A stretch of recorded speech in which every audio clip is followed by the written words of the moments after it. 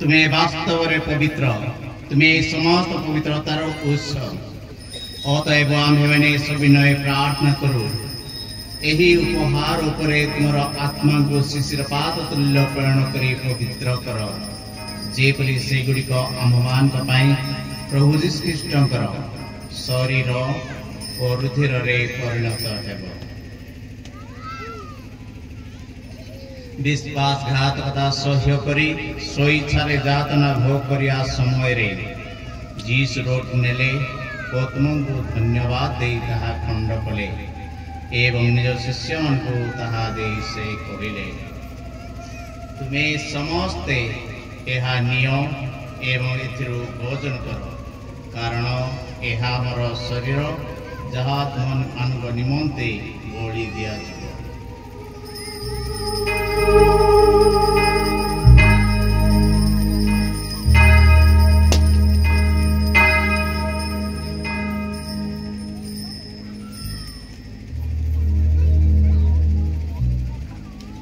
सही परिभावे रात्रि भोजन करे से पान पात्र नेले पुनर्बार तुमको धन्यवाद देले एवं निज शिष्य मान को ताहा दे से करिले।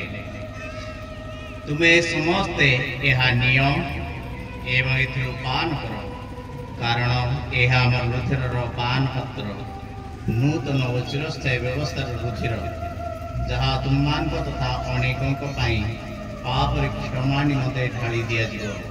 मोर स्मरणार्थे तुम्हें मने यह करो।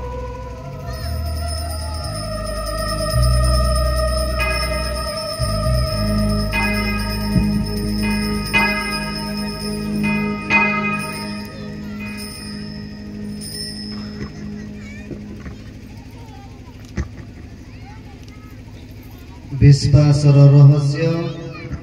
हे प्रभु तुम्हें पुनरागमन। अतएव हे प्रभु आमे माने ख्रीष्टंकर मृत्यु पुनर्ध्यान और स्मारक के पालन करिया समय रे तुम सम्मुख उपस्थित रही तुम सेवा करिया पाई तुम्हें आमान को योग्य विवेचित करते हेतु तुमको धन्यवाद दे यही जीवन रोटी और मुक्तिर पान पात्र तुमको अर्पण करूँ।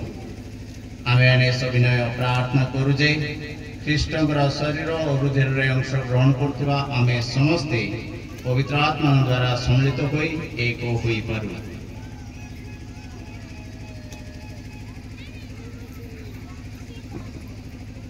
हे प्रभु समग्र भूमंडल विस्तृत तुमर धर्म मंडली को स्मरण कर। अमानकर पुण्य पिता फ्रांसिस, अमानकर धर्माध्यक्ष शरत एवं याजक वर्गों संगे समग्र धर्म मंडली को प्रेमर परिपूर्णता प्रति परिचालन कर।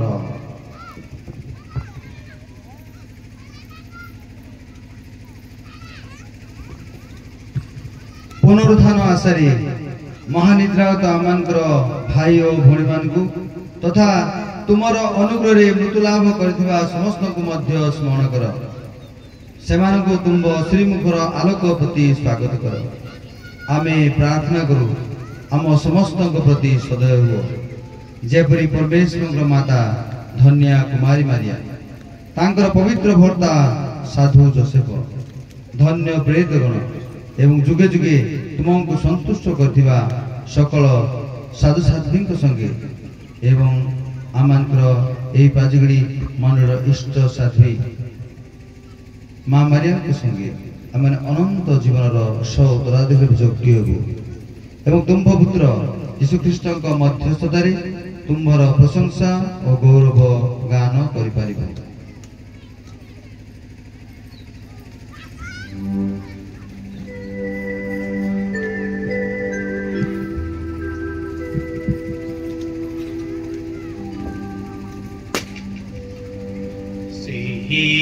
प्रभु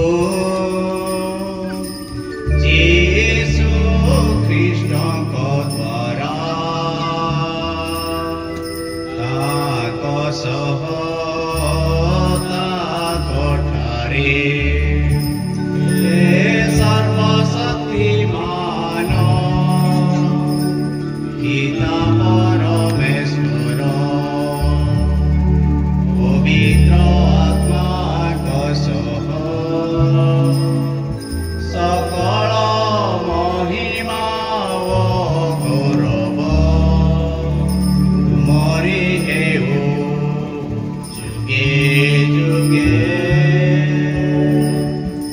Amen.